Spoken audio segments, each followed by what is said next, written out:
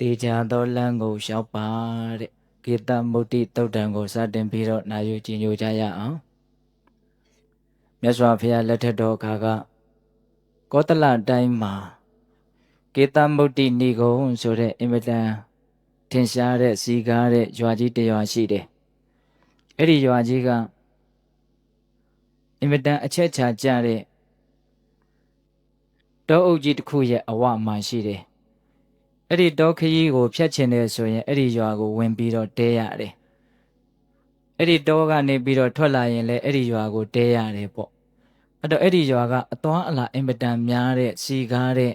လူသူအယောက်ပေါက်အင်မတန်များတဲ့အချက်ချာကြတဲ့ရွာကြီးတစ်ရွာပေါ့အဲ့ဒီတော့မြတ်စွာဘုရားကတနေ့တော့အဲ့ဒီကေတမုဒ္တိဏိဂုံးရွာကြီးကိုကြွသွားတော့အဲ့ဒီရွာမှာရှိကြတဲ့အဲ့ဒီဏိဂုံးကိုအုပ်ချုပ်ကြတဲ့ကာလမမင်းတွေကမြတ်စွာဘုရားကိုရောက်လာကြတယ်မြတ်စွာဘုရားရဲ့အရဟံစဘဂဝါအဆုံးအင်မတန်ကြီးကျယ်တဲ့ဂုဏ်တော်၉ပါးနဲ့ထင်ရှားကြော်ကြတာဆိုတော့ဒီလိုယဟန်သူမြတ်တစ်ပါးတို့ရာကိုရောက်လာတာတို့သွားပြီးတော့ဖူးမြော်ကြမယ်ဆိုပြီးတော့အဲ့ဒါကာလမမင်းတွေမြတ်စွာဘုရားကိုရောက်လာတယ်ရောက်လာပြီးတော့သူတို့ဘာလျှောက်လဲဆိုတော့မြတ်စွာဘုရားတဲ့တပည့်တော်တို့ရွာကလမ်းပန်းအချက်ချာအင်မတန်ကြတာဆိုတော့မျိုးမျိုးသောလူတွေဖြတ်တန်းသွားလာကြတယ်အထူးသဖြင့်အမျိုးမျိုးသောအယူအဆရှိကြတဲ့တမနာဗြဟ္မဏအမိခံကြတဲ့ပုဂ္ဂိုလ်တွေလည်းပဲဒီရွာကိုရောက်လာကြတယ်ပြန်လဲထွက်ခွာသွားကြတယ်ရောက်လာတိုင်းအဲ့ဒီတမနာဗြဟ္မဏအမိခံထားကြတဲ့အမျိုးမျိုးသောအယူဝါဒရှိကြတဲ့ပုဂ္ဂိုလ်တွေဟာသူတို့ရဲ့အယူဝါဒတွေကိုပြောကြတယ်ဟောကြတယ်တဲ့အဲ့ဒါလိုပြောကြဟောကြတဲ့အခါမှာသူတို့ရဲ့အယူဝါဒတွေကိုကြတော့အမွှန်းတင်ပြီးတော့တပါးသောပုဂ္ဂိုလ်တို့ရဲ့အယူဝါဒကိုကြတော့နှိမ့်ချပြီးတော့ရှုံချပြီးတော့ကိုယ်အယူဆသည်သာလဲမှန်တယ်ကောင်းတယ်မွန်မြတ်တယ်ဆိုတဲ့အဓိပ္ပာယ်နဲ့ဒီလိုပဲပြောသွားကြတာပဲတဲ့ပြောသွားကြတဲ့တမနာဗြဟ္မဏအမိခံကြတဲ့ပုဂ္ဂိုလ်တွေဟာကိုယ်အယူဝါဒကိုအမွှန်းတင်တပါးသောသူရဲ့အယူဝါဒကိုကြတော့ပြစ်တင်ရှုံချပြီးတော့ပြောသွားကြတယ်တဲ့အဲ့ဒီတော့တပည့်တော်တို့ကအင်ရှင်ရဲ့ဝတ္တရားရှိသည့်အားလျော်စွာရောက်လာကြတဲ့တမနာဗြဟ္မဏတွေရဲ့ဟောပြောချက်တွေကိုနားတော်ထောင်လိုက်တာပဲဒါပေမဲ့တူးနေတာတခုကတမနာဗြဟ္မဏတိုင်းကိုယ်အယူဝါဒကိုပဲအကောင်ပြောတယ်သူများအယူဝါဒကိုကြတော့ပြစ်တင်ရှုံချကြတယ်အဲ့ဒါတပည့်တော်တို့စိတ်ထဲမှာဘယ်လိုတမနာဗြဟ္မဏရဲ့အယူဝါဒကအမှန်ဖြစ်မလဲဘယ်လိုပုဂ္ဂိုလ်တွေရဲ့စကားကအမှန်ပြောတာဖြစ်မှာလဲဘယ်လိုပုဂ္ဂိုလ်တွေရဲ့အယူဝါဒဘယ်လိုပုဂ္ဂိုလ်တွေရဲ့စကားတွေက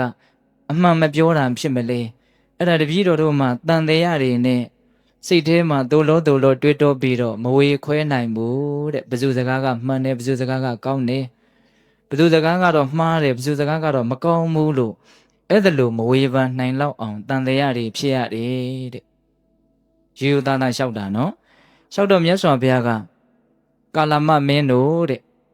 သင်တို့ဟာတန်တရားဖြစ်ထိုက်တဲ့အရာတွေကိုတန်တရားဖြစ်ကြတာပါတဲ့ဟုတ်တာပေါ့တဲ့တန်တရားဖြစ်เสียပေါ့အမျိုးမျိုးသောတမနာဗြဟ္မဏတွေကကိုယ်ဝါဒကိုပဲအကောင်ပြောကိုယ်ဝါဒကိုပဲအမွှန်းတင်ပြီးတော့တပါးသောပုဂ္ဂိုလ်တွေရဲ့အယူဝါဒတပါးသောပုဂ္ဂိုလ်တွေရဲ့အယူဆကိုကြတော့နှိမ့်ချပြီးတော့ပြောသွားကြတာအမျိုးမျိုးသောအယူဝါဒတွေကိုကြားရတော့သင်တို့ရဲ့ဉာဏ်မှာရှုပ်ထွေးနိုင်တာပေါ့တန်တရားဖြစ်เสียရှိတာပေါ့အဲ့ဒါလိုမြတ်စွာဘုရားကပြောပြီးတော့ကာလမမင်းတို့တဲ့ဒီနေရာမှာသူများပြောတိုင်းမယုံရဘူးကိုယ့်ရဲ့သိနိုင်တဲ့မြင်နိုင်တဲ့ဉာဏ်နဲ့စဉ်းစားချင့်ချိန်ပြီးတော့ကိုယ့်ရဲ့ဉာဏ်နဲ့ဒါမကောင်းဘူးလို့သိရင်ပယ်လိုက်ရုံပဲဒါကောင်းတယ်လို့သိရင်ကျင့်သုံးလိုက်ရုံပဲဆိုတဲ့အဓိပ္ပာယ်နဲ့မြတ်စွာဘုရားက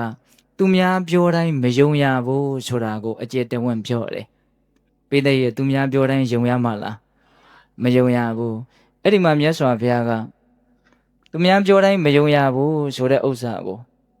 မာအနုတ္တဝေနတဆင်ကြားစကားနဲ့လည်းပဲဒါအမှန်တရားဒါဟုတ်ပြီဒါမှန်ပြီဒါကောင်းပြီလို့မယုံလိုက်ပါနဲ့အောင်တဲ့မာအနုတ္တဝေနတဆင်ကြားစကားနဲ့လည်းပဲမယုံပါနဲ့တဲ့ကောင်းတယ်မှန်တယ်လို့မယုံလိုက်ပါနဲ့အောင်တဲ့ဟုတ်လားနောက်ပြီးတော့မာပရံပရာယ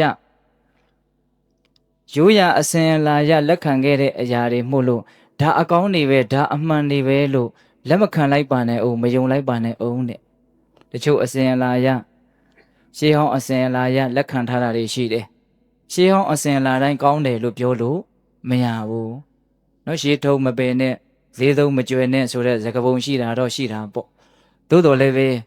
မကောင်းတဲ့ရှေးဟောင်းထုံးတမ်းစင်လာတွေကမရှိဘူးလားရှိတာပေါ့ဒါကြောင့်မြတ်စွာဘုရားကမဟာပရံပရာယဒါအစဉ်အလာလက်ခံခဲ့တဲ့အရာတွေပဲဆိုပြီးတော့လည်းပဲ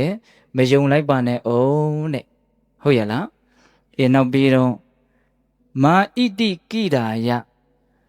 ဟာဒါကဒီလိုတဲ့လို့တစုံတစ်ယောက်ကဟာဒီလိုတဲ့လို့ပြောလိုက်တာနဲ့လည်းပဲကြားလိုက်တာနဲ့လည်းပဲမယုံလိုက်ပါနဲ့အောင်တဲ့အဲ့ဒါလို့ကြားတိုင်းကအမှန်ဖြစ်နိုင်မလားမဖြစ်နိုင်ဘူးဒါဒီလိုပြောတာတဲ့ဒီလိုတဲ့တခါတလေကောလာဟလတွေရှိနေတာမရှိဘူးလားရှိတာပေါ့ဟုတ်ရဲ့လားဒါကြောင့်မြတ်စွာဘုရားကမာဣတိကိရာယဒါဒီလိုတဲ့လို့ပြောတာနဲ့လည်းပဲအမှန်လို့လက်မခံလိုက်ပါနဲ့အောင်တဲ့ဟုတ်ရဲ့လားနောက်ပြီးတော့မာပိဋကတံပရာနေနဒါတို့လက်ကျင့်သင်ကြားထားတဲ့တို့ကျမ်းစာတွေထဲကလာတဲ့စကားတွေပဲတို့သင်ထားတဲ့စာပေတွေထဲကလာတဲ့စကားတွေပဲဆိုပြီးတော့လည်းပဲ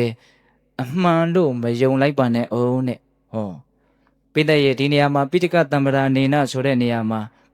မြတ်စွာဘုရားဟောထားတဲ့ပိဋကသုံးပုံကိုဆိုလိုတာမဟုတ်ဘူးဟုတ်လားကိုယ့်ရဲ့ရိုးရာအစဉ်အလာသင်ကြားတဲ့စာပေပေါ့ဟုတ်လားဒီနေရာမှာဦးဇင်းတို့ဒီကနေ့ခေတ်စာပေတွေကလည်းပို့ပြီးတော့ကျေပြန့်လာတော့ဆရာတော်ကြီးဒေါက်တာအရှင်နာနာမာလာဟောထားတဲ့တရားထဲမှာတောင်ဦးဇင်းတို့နာရတယ်အင်္ဂလိပ်လိုရေးထားတဲ့ကျမ်းစာတွေရှိတယ်တဲ့မြတ်စွာဘုရားရဲ့အယူအဆမဟုတ်ဘဲနဲ့ရေးထားပြီးတော့အဲ့ဒါဗုဒ္ဓဇင်းဆိုပြီးတော့ဗုဒ္ဓဘာသာအမည်ခံပြီးတော့ထုတ်ဝေထားတဲ့အင်္ဂလိပ်လိုရေးထားတဲ့ကျမ်းစာတွေအများကြီးရှိတယ်တဲ့ပိဋကရဲ့စာအုပ်ထဲကတွေ့တာပဲဆိုပြီးတော့ကိုအမှန်လို့လက်ခံလို့ရမလားမရဘူးစာအုပ်မှာလည်းပဲအမကန်ချက်ရှိတယ်လို့ပြောလို့မရဘူးဟုတ်လားဟိုရှေးတုန်းကကတလာဓမ္မအကတလာဓမ္မဘုန်းကြီးကအဲ့လိုပြောတော့ဒီပြင်တစ်ပါးက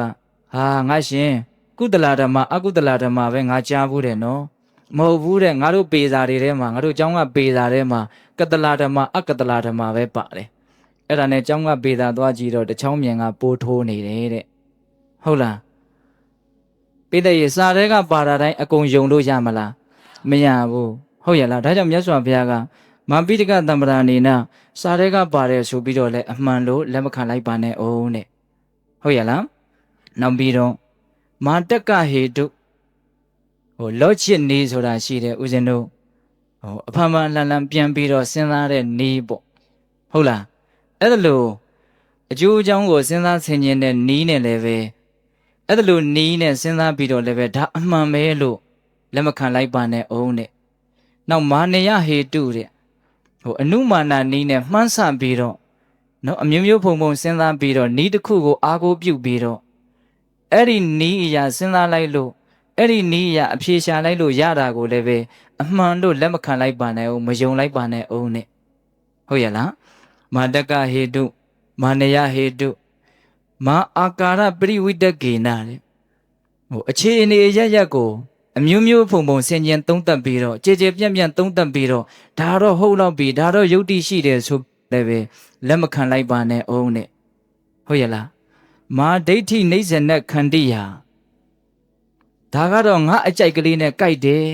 ငါသဘောနဲ့ဒါကတော့တော်တော်တိုက်ဆိုင်တယ်မလီကိုသဘောနဲ့တိုက်ဆိုင်ယုံမျှနဲ့လည်းပဲအဲ့ဒါမယုံလိုက်ပါနဲ့အောင်နဲ့အမှန်လို့လက်မခံလိုက်ပါနဲ့အောင်နဲ့ပိဿရေမယုံဖို့ကြီးပြောနေတာတော့မြတ်စွာဘုရားကဟုတ်လားနော်ဒီနေရာမှာမယုံဖို့တွေကိုအများကြီးပြောတယ်ဟုတ်ရလားပြီးတော့မြတ်စွာဘုရားကမာဘဘရူပတာယဟောတာဟာကတော့တကယ့်ကိုမှတ်သားထိုက်တဲ့အရာဒါလေးကတော့သဘာဝကျလိုက်တာမှတ်သားထိုက်တယ်ဆိုယုံမျှနဲ့လည်းပဲလက်မခံလိုက်ပါနဲ့အောင်နဲ့အမှန်လို့မယုံလိုက်ပါနဲ့အောင်နဲ့ဟုတ်လားနောက်ပြီးတော့မာသမနောနောဂရုဟောတာကတော့ငါတို့ကိုးကွယ်တဲ့ယဟန်ငါတို့အားထားတဲ့ဆရာကပြောတဲ့စကားဆိုယုံမျှနဲ့လည်းပဲမယုံလိုက်ပါနဲ့အောင်နဲ့ပြောတာမှအများကြီးနော်ဒါဥစဉ်တို့ဒေသနာတော်တွေထဲမှာမာ10ချက်ဆိုပြီးတော့ထင်ရှားတယ်ဟုတ်ရလားမာသမနောနောဂရုတဲ့ငါတို့ရဲ့ဆရာငါတို့ကိုးကွယ်တဲ့ယဟန်ဒါကပြောထားတာဒီလိုပုဂ္ဂိုလ်ကပြောထားတာ ဆိုပြီးတော့လည်းပဲဒါကိုစိတ်ချလက်ချကြီးမယုံလိုက်ပါနဲ့အောင်တဲ့မယုံစရာတွေကိုအရင်ပြောတယ်နော်အေးသူများပြောလို့မယုံနဲ့ကိုယ်အတွေးနဲ့ကိုဟုတ်လာပြီဆိုလို့လည်းမယုံနဲ့ရှေးဟောင်းနှောက်ရှေးတုန်းကအစဉ်အလာမှုလို့လည်းမယုံနဲ့ဒါဦးဇင်းတို့ခွေတွေလည်းရိုက်ထားတာရှိတော့ဒီ10ချက်ကိုပြန်မပြောတော့ဘူးဟုတ်ရဲ့လားအေးအဲ့ဒါလိုမြတ်စွာဘုရားကဒီလိုသူများပြောယုံမျှနဲ့ကိုယ်တိုင်သဘာဝကြလာပြီလို့ထင်ယုံမျှနဲ့တွေးယုံမျှနဲ့ကိုယ်အကြိုက်နဲ့ကိုက်ညီယုံမျှနဲ့ဒါအမှန်တရားလို့ပြောလို့မရပါဘူးတဲ့အမှန်တရားတွေကိုဒီနည်းနဲ့ရှာလို့မရပါဘူးတဲ့ဟုတ်ရဲ့လားအဲ့ဒီနေရာမှာကိုယ့်ရဲ့သိနိုင်တဲ့မြင်နိုင်တဲ့ဉာဏ်ကိုဉာဏ်ကိုပဲအားကိုးဖို့မြတ်စွာဘုရားကရည်ရွယ်ပြီးတော့ပြောတာပါဟုတ်လားကိုယ့်ရဲ့ဉာဏ်နဲ့စဉ်းစားပါတဲ့။ကဲငါမေးမယ်တဲ့မြတ်စွာဘုရားကကာလမမင်းတို့လောဘဆိုတဲ့သဘောတရားဟာအကုသိုလ်လို့ပြောမလားကုသိုလ်လို့ပြောမလားဒီနေရာမှာအကုသိုလ်ကုသိုလ်ဆိုတာတဲ့ကောင်းတဲ့တရားလားမကောင်းတဲ့တရားလားအပြစ်ရှိတဲ့တရားလားအပြစ်မရှိတဲ့တရားလားလို့စဉ်းစားပါတဲ့လူကျင်နဲ့ရကျင်နဲ့ဆိုတဲ့စိတ်ဟာအပြစ်ရှိတဲ့တရားလားအပြစ်မရှိတဲ့တရားလားကောင်းတဲ့တရားလားမကောင်းတဲ့တရားလားမကောင်းဘူးပေါ့ဒါသိနိုင်တာပဲနော်ဒီလောဘဆိုတာဖြစ်လာတော့တတ်ချင်းဆိုတာဖြစ်လာတယ်ခိုးခြင်းဆိုတာဖြစ်လာတယ်ကာမဂုဏ်မှားယွင်းခြင်းဆိုတာဖြစ်လာတယ်ဟုတ်လားလိန်ညာပြောဆိုခြင်းဆိုတာဖြစ်လာတယ်သူများကိုလည်းပဲတတ်ဖို့ခိုးဖို့ကာမကိစ္စဖောက်ပြန်ဖို့လိန်ညာဖို့တိုက်တွန်းတာတွေစေခိုင်းတာတွေဖြစ်လာနိုင်တယ်အဲ့ဒါမျိုးတွေဖြစ်လာပြီဆိုလို့ရှိရင်ရှီမြင့်စွာသောကာလပတ်လုံးအဲ့ဒီပုဂ္ဂိုလ်နဲ့တကွာအဲ့ဒီပုဂ္ဂိုလ်နေဆက်ရာလောကကြီးဟာဆင်းရဲဒုက္ခတွေနဲ့အများကြီးဒုက္ခရောက်ကြမှာပဲတဲ့ဒါကြောင့်သင်္ချစ်သားတို့စဉ်းစားပါလောဘဆိုတာကောင်းတဲ့တရားလားမကောင်းတဲ့တရားလားအပြစ်ရှိတဲ့တရားလားအပြစ်မရှိတဲ့တရားလားကိုယ်တိုင်ဉာဏ်နဲ့သိနိုင်ပါတယ်တဲ့ဒီနေရာမှာပိဿပေါင်းသူတော်ကောင်းတို့လည်းပဲတရားနာရင်းနဲ့စဉ်းစားပါဒီလူချင်းနဲ့မမောတယ်တွေ့တာတယ်ဆွဲလန်းတယ်ဆိုတဲ့တ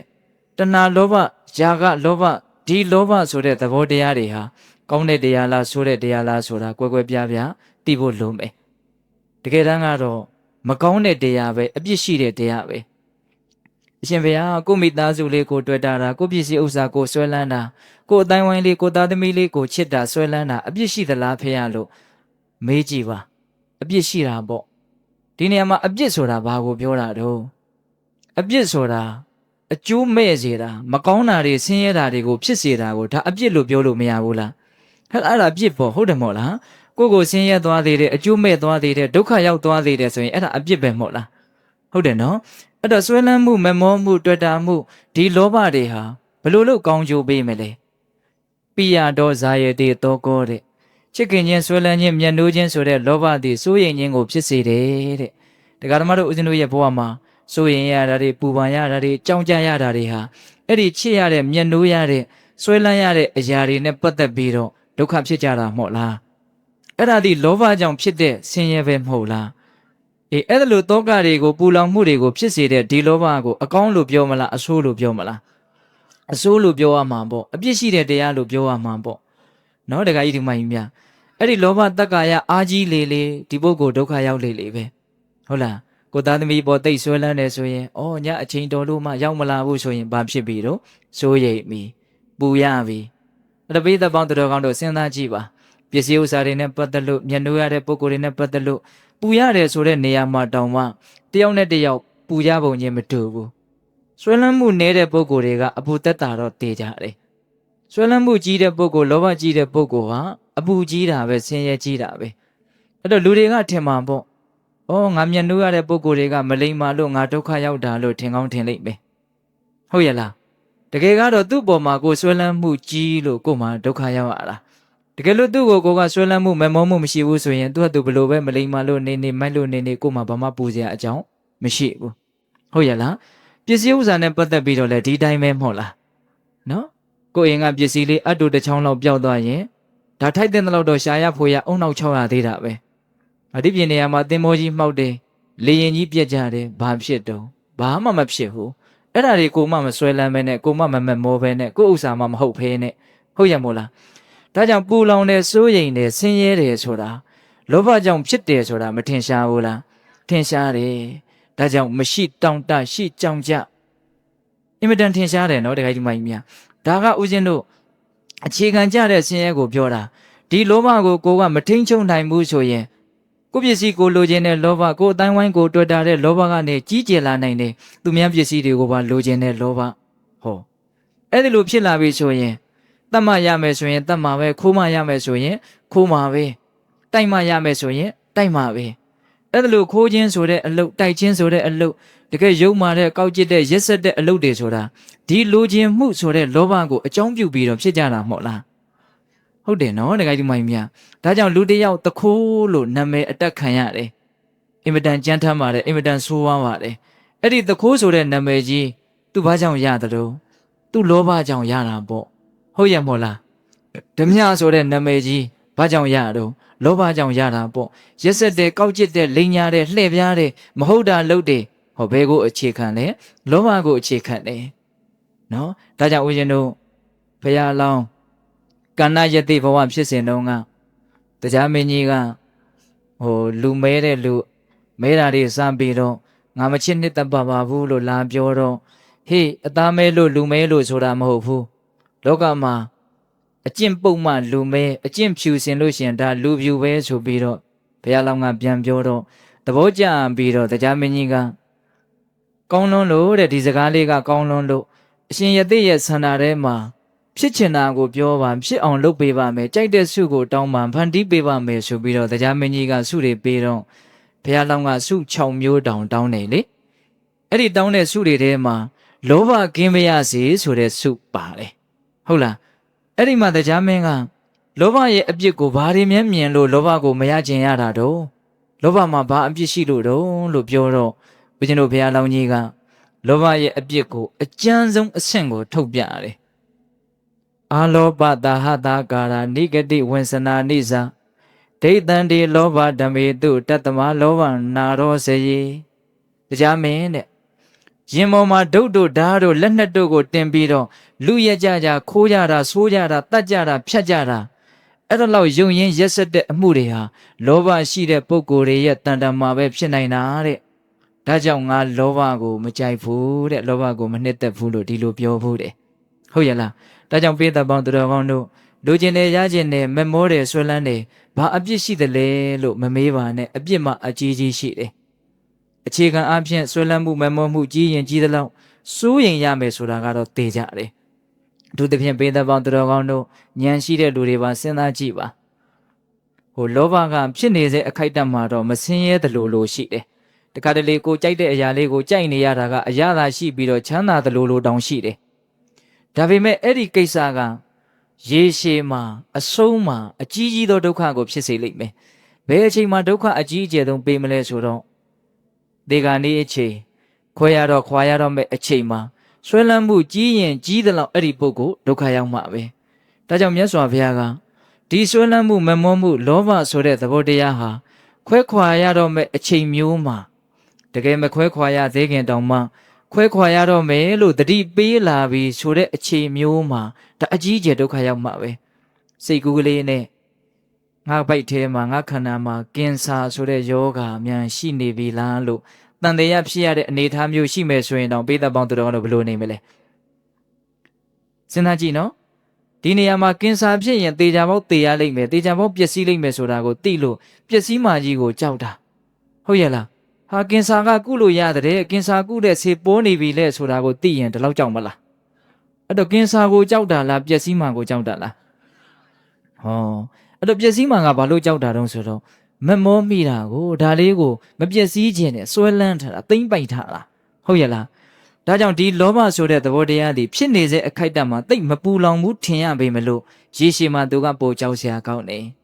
ဒါပေမဲ့သိတ်ကြီးကျယ်လာရင်တော့ဆိုးဝါးမှုယုံမှမှုရက်စက်မှုတွေကန်းကုံအောင်ဖြစ်ပြီးတော့ကြောက်စရာအင်မတန်ကောင်းပါလေတိုင်းပြည်တိုင်းပြည်နဲ့တိုင်းပြည်အနိုင်ကျင့်နေကြတာအုပ်စုတစ်စုနဲ့တစ်စုအနိုင်ကျင့်နေကြတာလူတစ်ယောက်နဲ့တစ်ယောက်အနိုင်ကျင့်နေကြတာများသောအားဖြင့်လိုချင်မှုရချင်မှုတစ်ခုခုကိုအကြောင်းခံပြီးတော့အနိုင်ကျင့်ကြတာပါရက်စက်ကြတာပါဟုတ်ရဲ့လားဒါကြောင့်မြတ်စွာဘုရားကကာလမမင်းတို့တဲ့လောဘဆိုတဲ့သဘောတရားဟာမကောင်းမှုအပြစ်ရှိတယ်ဆိုတာသိနိုင်တယ်တဲ့ပညာရှိတွေကလည်းမချီးမွမ်းဘူးတဲ့လောဘကြီးတာကောင်းတယ်လို့ဘယ်ပညာရှိသူတော်ကောင်းကမှမပြောဘူးလောဘကြီးရင်ဆင်းရဲမှာပဲလို့ပဲပြောလိုက်ပဲဟုတ်ရဲ့လားနောက်ပြီးတော့ဒီလောဘကြောင့်တတ်ခြင်းကိုခြင်းကာမကိစ္စဖောက်ပြန်ခြင်းလိန်ညာပြောဆိုခြင်းဆိုတဲ့ ဒီအပြစ်ရှိတဲ့အမှုတွေကိုသာလင်လွန်ကျူးစေလိမ့်မယ်ဒါကြောင့်လောဘဟာမကောင်းဘူးတဲ့ဒါအမေးဖြေလေးနဲ့ပြောတာနော်မြတ်စွာဘုရားကနောက်ပြီးတော့စဉ်းစားပါအောင်တဲ့ဉာဏ်ကလေးနဲ့သိပါအောင်တဲ့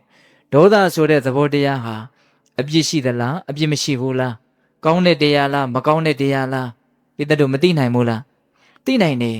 ဒီဒေါသဆိုတာရှိလို့တတ်တယ်ခိုးတယ်ကာမကိစ္စဖောက်ပြန်တယ်လိန်ညာပြောဆိုတယ်ဒီဒေါသရဲ့အပြစ်ကလည်းပဲတရားဓမ္မတို့ဥစဉ်တို့မစင်သားမိလို့သာစဉ်းစားမိတယ်ဆိုလို့ရှိရင်မဆုံးနိုင်အောင်ပေါ်လာလိမ့်မယ်ခေါင်းထဲမှာဒေါသဖြစ်လာရင်ပထမဘာဖြစ်သွားတော့ရုပ်ပြက်သွားတယ်ဟုတ်လားရုပ်ကြမ်းကြီးဖြစ်သွားတယ်ပင်ကိုယ်ကကြည့်ကောင်းတဲ့ပုဂ္ဂိုလ်တောင်မှအဲ့ဒီဒေါသဖြစ်နေတဲ့တည်ငါအခိုက်အတန့်မှာတော့ကြည့်လို့ကောင်းသေးသလားမကောင်းတော့ဘူး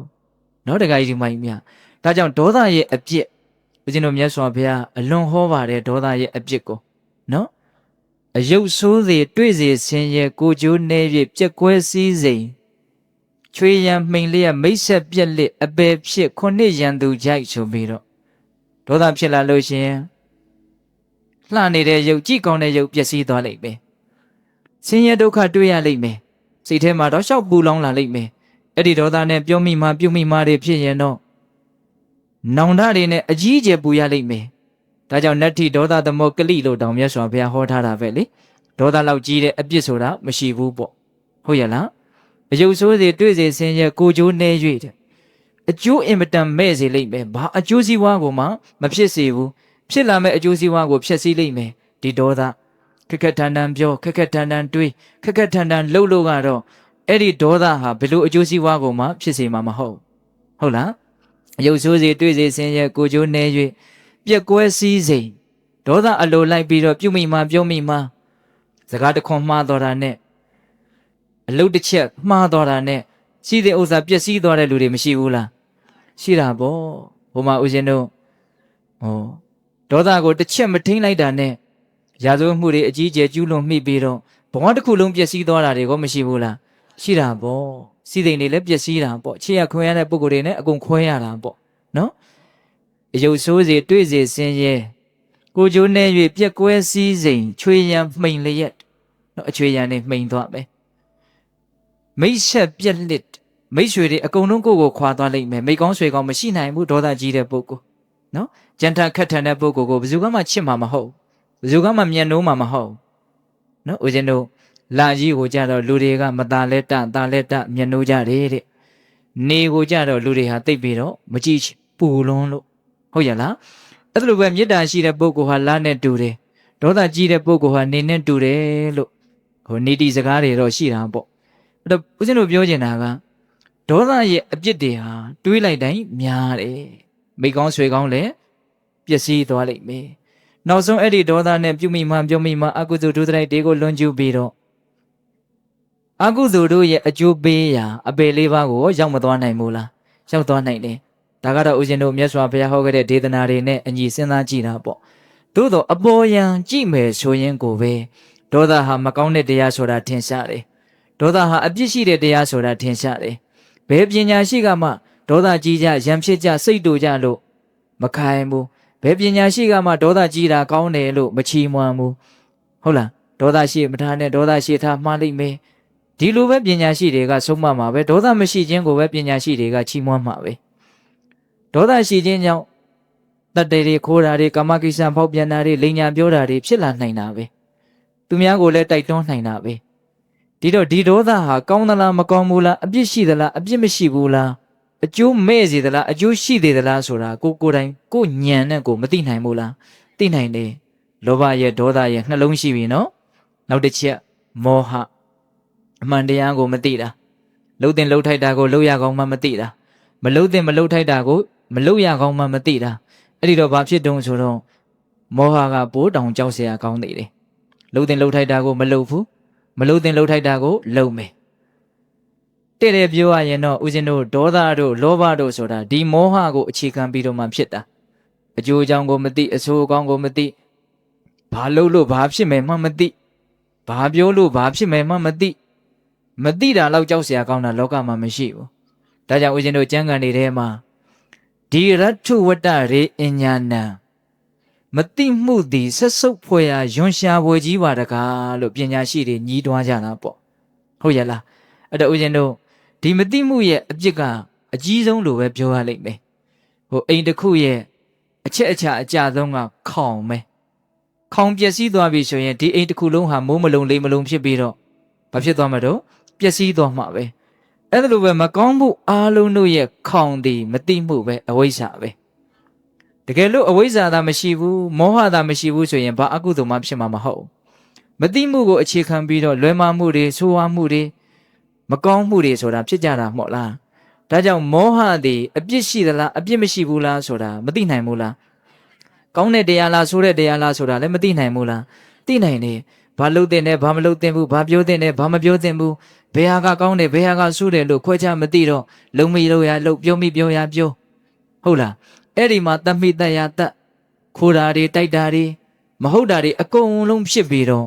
မောဟရဲ့အပြစ်ကိုဟောတရားဓမ္မတို့ဦးဇင်းတို့ကိုယ်ပိုင်ဉာဏ်နဲ့မသိနိုင်ဘူးလားသိနိုင်တယ်ဒါကြောင့်မြတ်စွာဘုရားကဒီလောဘဒေါသမောဟတရားတို့သည်အကျိုးမဲ့စေတဲ့တရားတွေအပြစ်ရှိတဲ့တရားတွေမကောင်းတဲ့တရားတွေပညာရှိတွေမချီးမွမ်းတဲ့တရားတွေလောကကြီးကလက်မခံတဲ့ပြစ်မှုတွေကိုကျူးလွန်စေတတ်တဲ့တရားတွေဒါကြောင့်ဒါတွေဟာမကောင်းဘူးဆိုတာကိုကာလမမင်းတို့တဲ့သင်တို့ကိုယ်ပိုင်ဉာဏ်နဲ့သိနိုင်တယ်မဟုတ်လားတဲ့သိနိုင်ပါတယ်ဖေဟာတဲ့ကဲဒကာကြီးဒီမကြီးများကမသိနိုင်ဘူးလားဖေဟာဟောလို့လောဘဒေါသမောဟကအပြစ်ရှိတာလားသူ့ရဲ့ပင်ကိုယ်တဘာဝကိုကအပြစ်ရှိလို့အပြစ်ရှိတာလားဖေဟာကအပြစ်ရှိသေးလို့တတ်မှတ်လိုက်လို့အပြစ်ရှိသွားတာမဟုတ်ဖေဟာကတွေ့ရှိသူနော်အပြစ်ရှိတဲ့တရားမို့လို့အပြစ်ရှိတယ်ဒါတွေဟာအပြစ်ကြီးတယ်လို့တွေ့ရှိသူဟုတ်ရလား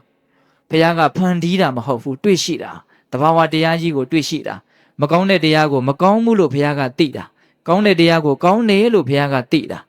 ဟုတ်ရလားအဲ့ဒီမှာမြတ်စွာဘုရားကကာလမတို့တဲ့ဒီလောဘဒေါသမောဟတို့သည်မကောင်းတဲ့တရားအပြစ်ရှိတဲ့တရားလို့သင်္ချစ်သားတို့ရဲ့ကိုယ်ပိုင်ဉာဏ်နဲ့သိနိုင်တယ်အဲ့ဒါလို့သိတယ်ဆိုရင်သိပြီးတဲ့နောက်အဲ့ဒါကိုဖယ်ရှားဖို့ကြိုးစားရုံပဲရှိတာပဲတဲ့မကောင်းတာကြီးဆိုရင်ဘာလို့ဖို့လို့လဲဖယ်ရှားဖို့ကြိုးစားရမယ်ပယ်ဖို့ပဲကြိုးစားရမယ်မဖြစ်အောင်ပဲကြိုးစားရမယ်ဒါမလွဲနိုင်တဲ့လမ်းပဲဘာမှအယူဝါဒရေးရာတွေနဲ့ခေါင်းရှုပ်เสียရမလို့ဘူးဘာမှတန်တရားဖြစ်เสียအကြောင်းမရှိဘူးမကောင်းမှုဆိုတာတည်တည်ချာချာသိတယ်ဆိုလို့ရှိရင်ဒါပယ်နိုင်အောင်ကြိုးစားဖို့ဒါနည်းအောင်ကြိုးစားဖို့ဒါပဲရှိတယ်ပြီးတော့မြတ်စွာဘုရားကဆက်ပြီးတော့ပြောတယ်ကာလမမင်းတို့တဲ့အလောဘဆိုတဲ့မလိုချင်တဲ့တရားပေးနိုင်တဲ့ဝေနိုင်တဲ့မျှနိုင်တဲ့ဆိုတဲ့ဟုတ်လားအလောဘဆိုတဲ့လောဘရဲ့ဆန့်ကျင်ဘက်ပေါ့နော်အဲ့ဒီအလောဘဆိုတဲ့တရားဟာအပြစ်ရှိတဲ့တရားလားအပြစ်မရှိတဲ့တရားလားဆိုတာသင်္ချစ်သားတို့သိနိုင်တယ်ကောင်းတဲ့တရားလားမကောင်းတဲ့တရားလားဆိုတာလည်းသိနိုင်တယ်ဟုတ်လားအဲ့ဒီအလောဘကိုအကြောင်းပြုပြီးတော့တတ်တယ်ဆိုတာမရှိဘူးခိုးတယ်ဆိုတာမရှိဘူးကာမကိစ္စဖောက်ပြန်တယ်ဆိုတာမရှိဘူးလိန်ညာပြောတယ်ဆိုတာမရှိပိဋကရဲ့မလူချင်းချင်းကိုအကြောင်းပြုပြီးတော့ဘာအကုသိုလ်မှမဖြစ်ဘာမကောင်းတာမှမဖြစ်ဘူးဒါကြောင့်ဒီမလူချင်းချင်းဆိုတဲ့အလောဘတရားဟာပညာရှိတွေချီးမွမ်းတဲ့တရားတကယ်ကောင်းတယ်လို့သိနိုင်တဲ့တရားပိဋကတို့ကမသိနိုင်ဘူးလာ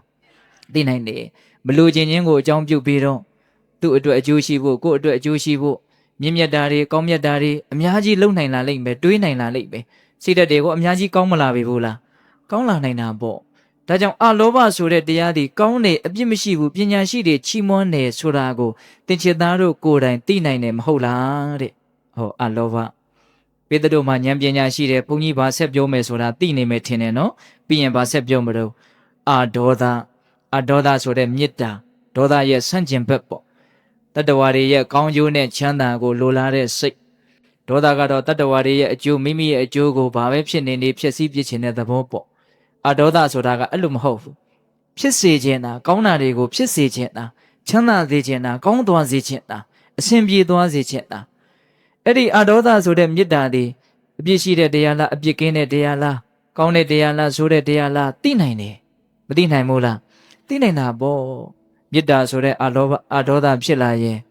်တရားဓမ္မတို့ဦးဇင်းတို့စိတ်ထဲမှာလောလောဆယ်ကိုပဲကြည်လင်ရတယ်ချမ်းသာရတယ်စိတ်ကကြည်လင်တော့ရုပ်လည်းကြည်လင်တဲ့သဘောရှိတယ်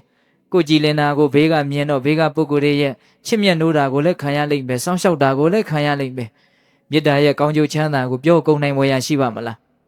းမရှိဘူးနော်တခါကြီးမိုင်းများမေတ္တာရဲ့အကျိုးကိုပြောရင်ဦးဇင်းတို့ဒီကာလမသုတ်တန်ရဲ့လိုရင်းအနှစ်ချုပ်ကို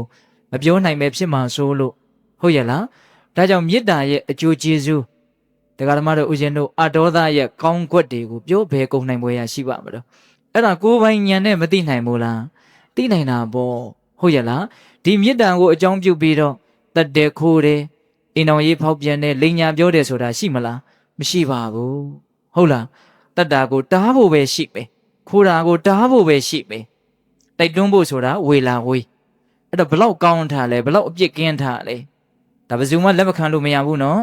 အေးဘုရားကကောင်းတယ်လို့ပြောလို့ကောင်းသွားတာဟုတ်သလားမဟုတ်ဘူးပင်ကိုကကောင်းတာကိုမြတ်စွာဘုရားကောင်းတယ်လို့သိလို့ဒါကောင်းတယ်ကြိုးစားကြလို့ဒါပြောတာပဲရှိတယ်ဟုတ်ရဲ့လားဒါကြောင့်အဒေါသအပြစ်မရှိသောကောင်းသောသူတော်ကောင်းပညာရှိတွေချီးမွမ်းသောဒီလိုတရားတွေကိုကောင်းတယ်ဆိုတာကိုယ်တိုင်သိနိုင်ပါတယ်တဲ့အလောဘအဒေါသပြီးတော့ဗာလဲအမောဟသိမြင်နားလည်ခြင်းပညာဒါလို့ရင်ကောင်းလိမ့်မယ်ဒါလို့ရင်ဆိုးလိမ့်မယ်ဒါလို့ရင်ဆင်းရဲလိမ့်မယ်ဒါလို့ရင်တော့ချမ်းသာလိမ့်မယ်ဟုတ်လားအခြေခံအဲ့ဒါတော့သိရမယ်နော်ဒါကအကောင်းဒါကအဆိုးဆိုတာတော့ခွဲခြားသိရဘာလို့ဘာဖြစ်မယ်မှမသိတဲ့လူတယောက်လောက်မိုက်တာရှိမလားဘာလို့ဘာဖြစ်မယ်ဆိုတာသိတဲ့နဲ့နော်ဘာပြောရင်ဘာဖြစ်မယ်ဆိုတာလည်းမသိတဲ့မို့လားအဲ့ဒါမသိဘူးဆိုရင်ပြောချင်ရပြောလှုပ်ချင်ရလှုပ်ပြီးတော့ဖြစ်ချင်ရတွေဖြစ်ကုန်မှာပေါ့အခုတရားဓမ္မတို့ဦးဇင်းတို့တွေလည်းပဲအဲ့ဒီဉာဏ်ပညာကတော့ပြည့်ပြည့်ဝဝရှိပြီလို့တော့မပြောနိုင်သေးဘူးဒါကြောင့်မို့လို့အလုတ်မှားအပြောမှားအတွေးမှားတွေဖြစ်ပြီးတော့အရာမှားတွေကြုံရတာမရှိဘူးလားရှိတာပေါ့ဒါဦးဇင်းတို့ကကင်းနိုင်ပြီလားမကင်းနိုင်သေးဘူးအလုတ်မှားအပြောမှားအတွေးမှားတွေနဲ့ဟုတ်လားကိုမလို့ခြင်းနဲ့ဆင်းရဲဒုက္ခတွေရနေတာမရှိဘူးလားရှိတာပေါ့ဘာကိုအခြေခံတာတော့မသိတာကိုအခြေခံတာဒါလှုပ်လိုက်ရင်ဆင်းရဲမယ်ဒါပြောလိုက်ရင်အဆင်မပြေဖြစ်လိမ့်မယ်ဒီလိုတွေးလိုက်ရင်တော့စိတ်ဒုက္ခရောက်လိမ့်မယ်လို့တရားဓမ္မတို့ဦးဇင်းတို့ဗုဒ္ဓဘာသာဝင်မှာဆိုတဲ့ပုံကိုယ်တွေတောင်အကုန်မသိသေးဘူးဟုတ်ရဲ့လားအေးဒါကြောင့်ပိဿပေါင်းသူတော်ကောင်းတို့ဒါကအကောင်းဒါကအဆိုးဒါအပြစ်ရှိတယ်ဒါအပြစ်မရှိဘူးလို့ခွဲခြားပြီးတော့မသိနိုင်တဲ့မောဟပုလို့တောင်ကြောက်เสียကောင်းတယ်အဲ့ဒီမောဟရဲ့ဆန့်ကျင်ဘက်အမောဟဆိုတဲ့ပညာတရားကတော့အလွန်မြတ်နိုးเสียကောင်းတဲ့တရားပေါ့အဲ့ဒီအတိရှိလို့ရှိရင်ပိဿရေလှုပ်တာပြောတာတွေးတာမမှန်မေဘူးလားမှန်တယ်လှုပ်တာပြောတာတွေးတာမှန်လေသမျှကိုလိုချင်တဲ့ချမ်းသာဒုက္ခမရပေဘူးလားရတယ်ခုလောကကြီးမှာတယောက်နဲ့တယောက်ရကြတာမတူဘူးပစ္စည်းဥစ္စာရကြတာတူသလားပညာရေးရကြတာတူသလားအေးရုပ်စွာအဆုံးရုပ်ရည်ကစတယောက်နဲ့တယောက်ရထားတာမတူဘူးအဲ့ဒါလို့တယောက်နဲ့တယောက်လူဦးရေတွေကွဲပြားနေသလောက်ကိုပဲရပုံရနေခြင်းမတူကြဘူးကွဲပြားနေကြတယ်ဘာလို့အရာမတူတာတော့အလုံးမတူလို့အရာမတူတာပေါ့နော်ကံပေါ့နော်ကံမဆိုတာအလုတ်ပဲမို့လားကာယကံဝစီကံမနောကံလုတ်ပုံကင်ပုံပြောပုံဆိုပုံတွေးပုံခေါ်ပုံဆိုတဲ့ဒီကံနေမတူဘူးဆိုမှတော့ဘလို့လို့အရာတူမလို့ဒါနဲ့အဲ့ဒီအလုတ်ကောဘာလို့မတူတာတော့ဆိုတော့အခုပြောနေတဲ့အတိမတူလို့အလုတ်မတူတာအမောဟအထူအပါကွာကြတာပေါ့နော်တချို့ကတိတ်တိတယ်နားလေတယ်အဲ့ဒါကတော့ပေသက်ပေါင်းတုံးတို့ဆက်လေ့လာတဲ့အရာတွေအများကြီးရှိတာပေါ့ဒီနေရာမှာအမောဟတိတယ်ဆိုတာဘာလဲဆိုရင်တစ္ဆာလေးပါးကိုတိတဲ့အဆင့်ထိသွားရမှာနော်ခန္ဓာဟာဒုက္ခပဲလောဘဟာဒုက္ခကိုဖြစ်စေတဲ့အရာပဲလောဘချုပ်မှတကယ်ဆင်းရဲချုပ်မှာပဲလောဘချုပ်ပြီးတော့ဆင်းရဲချုပ်ရာကိုမျက်မှောက်ပြုကျင်တယ်ဆိုရင်လောကကြီးသည်မမြဲဘူးဘဝသည်မမြဲဘူးယုတ်တဏ္ဍတ်သည်မမြဲဘူးလို့မမြဲတာကိုမမြဲမှန်သိတဲ့တမ္မာဒိဋ္ဌိကောင်းဆောင်တဲ့မဂ်ကင်၈ပါးကိုပွားများမှလောဘချုပ်ပြီးတော့ဒုက္ခချုပ်မှာပဲလို့တစ္ဆာ၄ပါးကိုဒါအနှစ်ချုပ်ပြီးတော့ပြောလိုက်တာနော်အဲ့တော့ဘေးသဘောင်းသူတော်ကောင်းတို့သိမြင်နားလည်ခြင်းဆိုတဲ့နေပေဟာအင်မတန်မကျေဘူးလားအေးသိရင်သိသလောက်ဒီပုဂ္ဂိုလ်အလုတ်အကင်အပြောအဆိုအတွေးအခေါ်မှန်ပြီးတော့ချမ်းသာလိမ့်မယ်မသိရင်မသိသလောက်အလုတ်တွေမှားပြီးတော့ကိုမလိုချင်တဲ့ဆင်းရဲဒုက္ခတွေရလိမ့်မယ်ဒါကြောင့်မြတ်စွာဘုရားကအမောဟဆိုတဲ့အသိဉာဏ်သည်သူတော်ကောင်းတွေချီးမွမ်းတဲ့ပညာရှိတွေချီးမွမ်းတဲ့အပြစ်ကင်းတဲ့ကောင်းမြတ်တဲ့တရားဆိုတာသင်္ချစ်သားတို့ကိုယ်တိုင်မသိနိုင်ဘူးလားတဲ့ပိဿတို့သိနိုင်တယ်မို့လားသိနိုင်တယ်ဒါကြောင့်အလောဘအဒေါသအမောဟမလိုခြင်းမေတ္တာပညာနော်ဒီတရားသုံးလုံးသည်အပြစ်ကင်းတဲ့ကောင်းတယ်ဆိုတာကိုကိုယ်တိုင်သိပြီးတဲ့နောက်မှာကောင်းတယ်ဆိုရင်ကိုယ်တန်တန်မှာပြည့်စုံအောင်ကြိုးစားလိုက်ဖို့ပဲရှိတယ်တဲ့ဟုတ်ရဲ့လားပိဿပေါင်းသူတော်ကောင်းတို့အကောင်းအဆိုးဆိုတာကိုမြတ်စွာဘုရားကတဘာဝကြကြအဲ့ဒါလိုခွဲခြမ်းဝေဖန်ပြီးတော့မပြန်ဘူးလားအေးလောဘဒေါသမောဟတို့သည်မကောင်းဘူးအလောဘအဒေါသအမောဟတို့သည်ကောင်းတယ် ဟုတ်လားဒီနေရာမှာဦးဇင်းတို့မြတ်စွာဘုရားကအကောင်းအဆိုးကိုတစ်မျိုးဝေဖန်ပြတာရှိသေးတယ်ဓမ္မပဒပါဠိတော်မှာဘုရားကကောင်းတယ်ဆိုလို့ကောင်းသွားတာမဟုတ်ဘုရားကဆိုးတယ်ဆိုလို့ဆိုးသွားတာမဟုတ်ဘူးဆိုတဲ့အဓိပ္ပာယ်လေးကိုပုံပေါ်အောင်ပြောချင်တာဦးဇင်းကဟုတ်ရလားနာတံကမ္မံကတံသာတို့ယံကတဝါအနုတ္တပတိ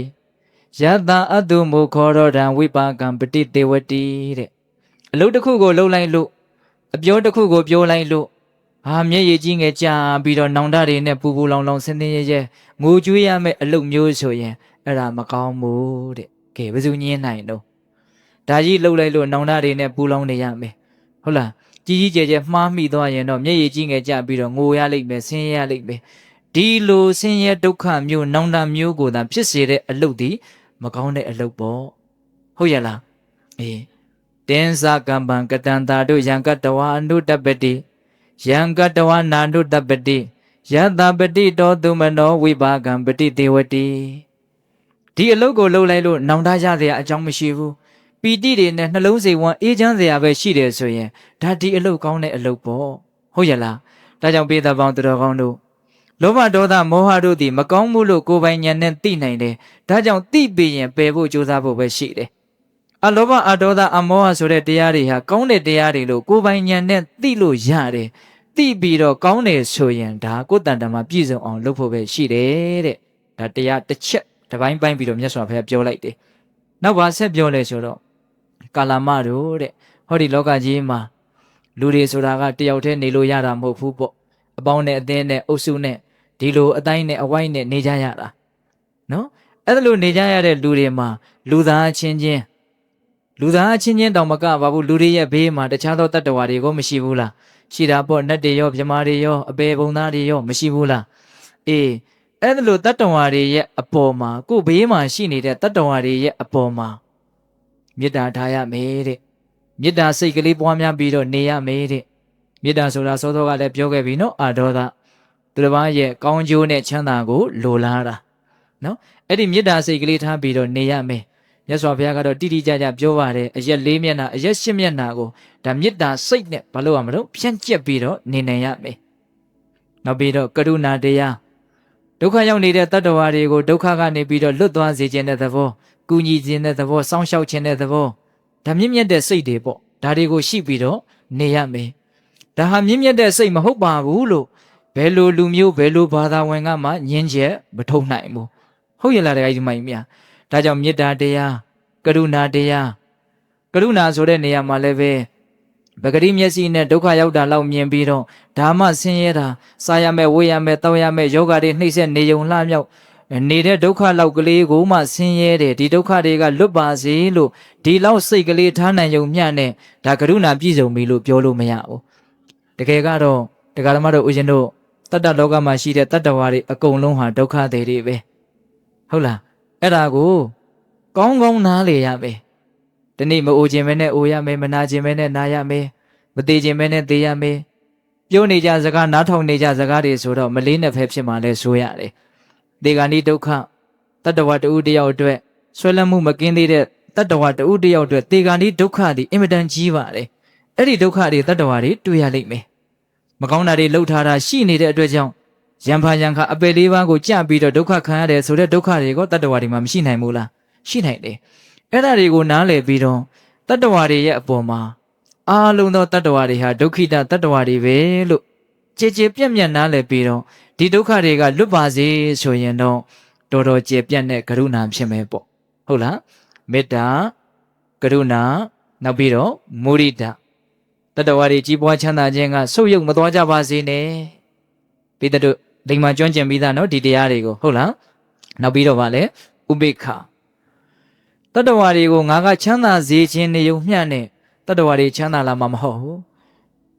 တတ္တဝါတွေပြုတ်ထားတဲ့ကံအားလျော်စွာကောင်းတာလှုပ်ထားရင်ကောင်းတာဖြစ်ကြမှာပဲတားမရစီမရဖြစ်မှာပဲမကောင်းတာတွေလှုပ်ထားရင်မကောင်းတာတွေဖြစ်ကြမှာပဲတားမရစီမရဖြစ်မှာပဲအဲ့တော့တတ္တဝါတွေရဲ့ချမ်းသာခြင်းဆင်းရဲခြင်းဆိုတာထိုတတ္တဝါတွေပြုတ်ထားတဲ့အလုတ်အားလျော်စွာကောင်းမှုမကောင်းမှုအားလျော်စွာဆင်းရဲဒုက္ခဆိုတာဖြစ်ပေါ်နေတာလို့လောကကြီးရဲ့အကြောင်းကိုအဲ့ဒါလိုကြဲကြဲပြန့်ပြန့်နဲ့နားလည်ပြီးတော့လစ်လျူရှုရမယ့်သဘောအဲ့ဒါကဘာတော့ ဥပိ္ပခာဟုတ်ရလားသိပြီးတော့လေးလျူရှုတာနော်တခါကြီးဒီမိုင်များမသိဘဲနဲ့လေးလျူရှုတာမဟုတ်ဘူးအဲ့ဒါမြတ်စွာဘုရားကမေတ္တာကရုဏာမုဒိတာဥပိ္ပခာဆိုတဲ့ဒီတရားတွေနဲ့နေကြရမယ်တဲ့ဒါဘလို့မှမလွဲနိုင်တဲ့ချမ်းသာဖို့အတွက်တေချာတဲ့လမ်းပဲမဟုတ်လားစောတော်တုန်းကတေချာတဲ့လမ်းတစ်မျိုးပြောပြီးပြီနော်အခုပါလေမေတ္တာကရုဏာမုဒိတာဥပိ္ပခာဗြဟ္မဝိဟာရတရား၄ပါးဘယ်လိုလူမျိုးကမှအသိဉာဏ်ရှိတဲ့လူသားတိုင်းမကောင်းဘူးလို့ပြောလို့မရတဲ့တရားတွေကောင်းတယ်လို့ပဲချီးမွမ်းရမယ်တရားတွေပေါ့ဒါကြောင့်ဦးဇင်းတို့တရားကောင်းစဉ်တတ်ထားတာကဘာတဲ့တုန်းတေချာသောလမ်းကိုရောက်ပါတဲ့ဟုတ်ရလားအဲ့တော့ဘယ်နှပိုင်းရှိသွားပြီတော့အကျဉ်းများဖြင့်၃ပိုင်းလောက်ရှိသွားပြီနော်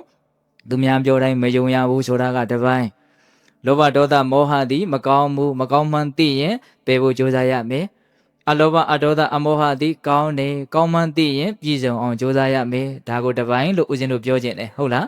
ခုနောက်တစ်ပိုင်းဗာပြောပြန်ပြီတော့ဗြဟ္မဝိဟာရတရားကိုပွားများရမယ်လို့ပြောပြန်တယ်နောက်ဏီကုံးကျုပ်မြတ်စွာဘုရားဗာပြောတော့ဆိုတော့ကာလမတို့တဲ့အဲ့ဒါလိုကောင်းတာကိုကောင်းတယ်လို့သိပြီးတဲ့နောက်ကောင်းအောင်ကြိုးစားနေတဲ့ပုဂ္ဂိုလ်တယောက်မကောင်းတာကိုရှောင်နေတဲ့ပုဂ္ဂိုလ်တယောက်အတွက်ထောက်တီယာကြီး၄မျိုးရတယ်တဲ့မိတဲ့ရေကောင်းတာလုပ်နေတဲ့ပုဂ္ဂိုလ်မကောင်းတာရှောင်နေတဲ့ပုဂ္ဂိုလ်အတွက်ထောက်တီယာကြီးဘယ်နှမျိုးရတယ်၄မျိုးရတယ်တဲ့အဲ့ဒါကဘာလဲဆိုတော့ဟောဒီလောကကြီးမှာတချို့သောအယူအဆတချို့သောတမနာပြမနာတချို့သောပုဂ္ဂိုလ်တွေရဲ့အယူဝါဒကဟာတမလွန်လောကဆိုတာမရှိပါဘူးနောက်ဘဝဆိုတာမရှိပါ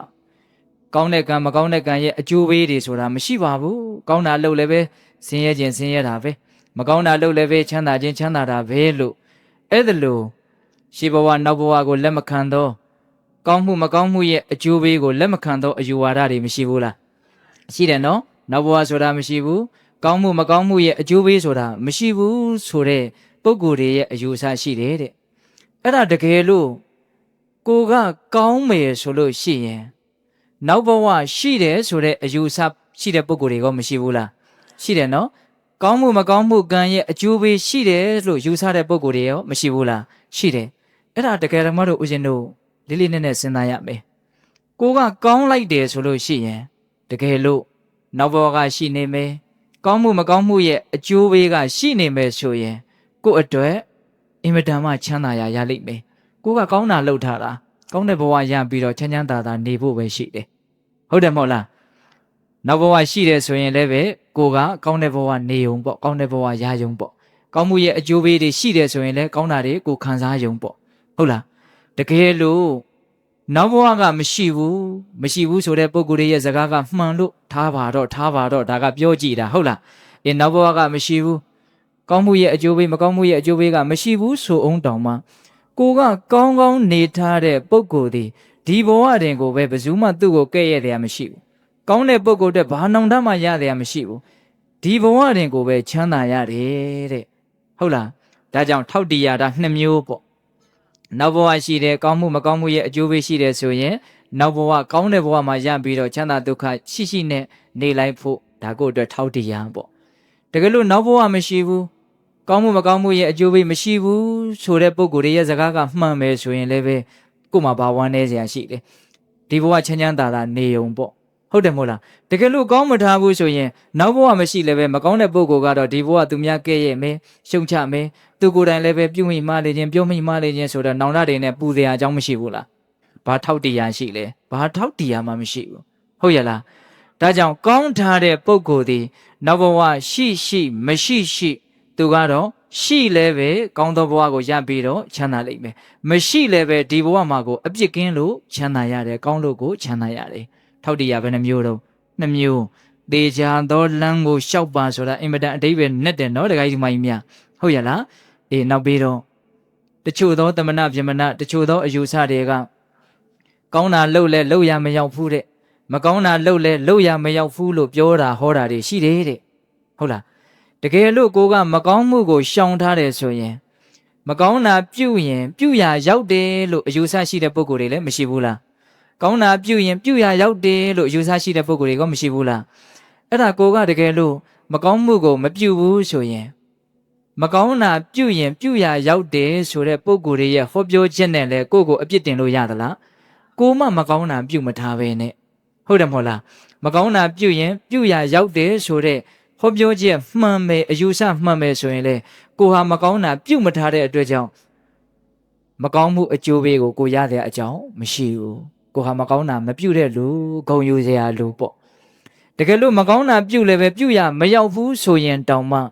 ဟောနှစ်ပါးစုံအဲ့ဒီကြတော့ပိုးတောင်မှစိတ်ချရတယ်ပေါ့မကောင်းတာပြုတ်ရင်ပြုတ်ရမရောက်ဘူးဆိုတဲ့စကားအရာလည်းပဲကိုကမပြုတ်တဲ့အတွက်ကြောင့်စိတ်ချရတယ်မကောင်းတာမပြုတ်ရင်မကောင်းတာပြုတ်ရင်ပြုတ်ရမရောက်ဘူးဆိုတဲ့စကားအရာလည်းစိတ်ချရတယ်ကိုယ်တိုင်ကပြုတ်ကိုမပြုတ်ဘူးဆိုတော့ပိုလို့တောင်နှစ်ထပ်ကွမ်းစိတ်ချရတယ်ပေါ့အဲ့ဒါကိုမြတ်စွာဘုရားကထောက်တရားကြီး၄ခုလို့ဟောတယ်ဟုတ်ရဲ့လား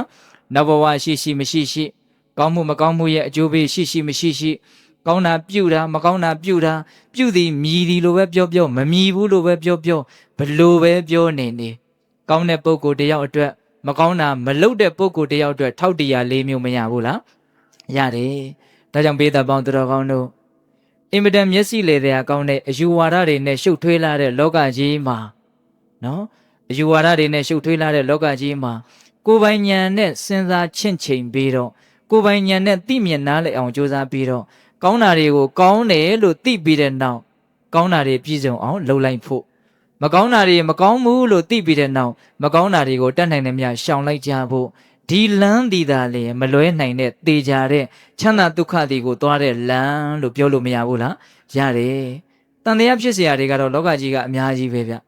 ဟောဆရာကြီးဘမောက္ခချုပ်ဆရာကြီးပြောထားတဲ့မှာပါတယ်သိလားဒီပြင်အယူဝါဒရေးရတဲ့မှာတောင်မပြောနဲ့တဲ့ဦးဇင်းတို့ဒီနိုင်ငံမှာတောင်မှတချို့ရိတ်သားတွေကဒီနီးနဲ့ရှုဒါကိုရှုရမယ်လို့ပြောတယ်တဲ့အဲ့ဒါကိုပဲတချို့ရိတ်သားတွေကဒါမရှုရဘူးလို့ပြောပြန်နေတဲ့ကဲအဲ့ဒါမျိုးတွေကမရှိဘူးလားရှိတယ်နော်ဒါဆရာကြီးကမေတ္တာစေတနာနဲ့ပြောထားတာဟုတ်ရဲ့လားအဲ့တော့ဒကာဓမ္မတို့ဦးဇင်းတို့တာမန်လူတွေမှာစိတ်ထဲမှာဒွိဟဖြစ်เสียတန်တရားဖြစ်เสียတွေကမရှိဘူးလားရှိတာပေါ့ဒါကြောင့်မြတ်စွာဘုရားကဘာကိုအသုံးချရမှာတော့ကိုယ့်ရဲ့ကိုယ်ပိုင်ဉာဏ်ကိုအသုံးချရမယ်အခုမြတ်စွာဘုရားပြောသွားတာတွေဟာဘလို့မှမငင်းနိုင်တဲ့အင်မတန်သဘာဝကျတဲ့စကားတွေပဲမဟုတ်လားဟုတ်တယ်နော်အဲ့တော့ဦးဇင်းတို့စဉ်းစားကြည့်ဒီသုတ်တန်ဟာဒကာဓမ္မတို့ဦးဇင်းတို့အယူဝါဒရေးရာနဲ့တန်တရားဖြစ်ပြီးတော့သူတော်ကောင်းတရားရဲ့အပေါ်မှာတန်တရားဖြစ်တဲ့ပုံကိုယ်တွေဒီဒကာကြီးဒကာမကြီးတို့ကတော့အဲ့လိုစိတ်ထဲမှာအခက်အခဲရှိမယ်လို့ဦးဇင်းမထင်ပါဘူးဟုတ်ရဲ့လားသို့တော်လည်းပဲကိုယ့်ရဲ့နိစ္စရာပတ်ဝန်းကျင်မှာတော့ရှိမနေနိုင်ဘူးလာ